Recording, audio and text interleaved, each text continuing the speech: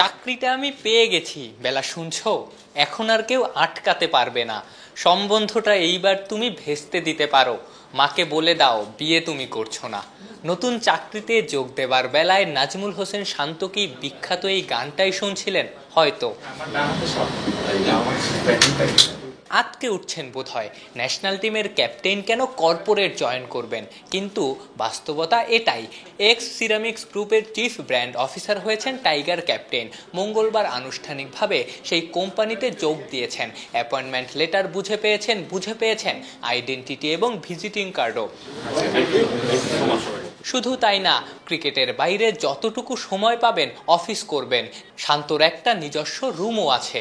মাসে মাসে এই কোম্পানি থেকে মোটা অঙ্কের বেতনও তুলবেন। বিনিময়ে শান্ত এই ব্র্যান্ডের প্রসারের কাজ করবেন। বলে রাখা, বাংলাদেশি কোনো ক্রিকেটারের এমন চাকরিতে যোগদান এবারই প্রথম।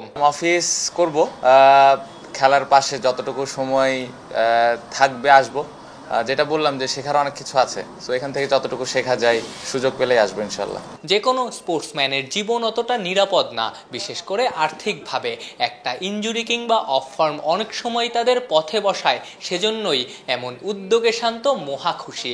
আমাদের ক্যারিয়ারটা তো অনেক ছোট, টু বি ভেরি অনেস্ট। আপনার এর ভিতরে অনেক কিছু আছে, ইনজুরি আছে, সিলেকশনের ব্যাপার থাকে। সো খুব একটা সিকিউরড লাইফ বলা যায় তা না।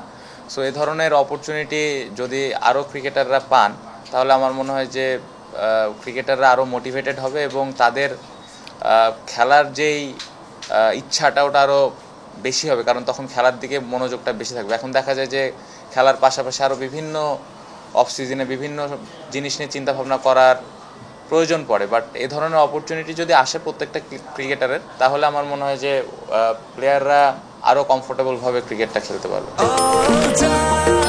নিশ্চিন্তে খান স্বাস্থ্যকর অল টাইম পান, অল টাইম হেলদি লাইফ। শান্তর বিশ্বাস নতুন এই পদ তাকে আরো দায়িত্বশীল বানাবে, মাঠের খেলায় আরো ভালো করতে সাহায্য করবে। আফনান পিয়াল, অলরাউন্ডার।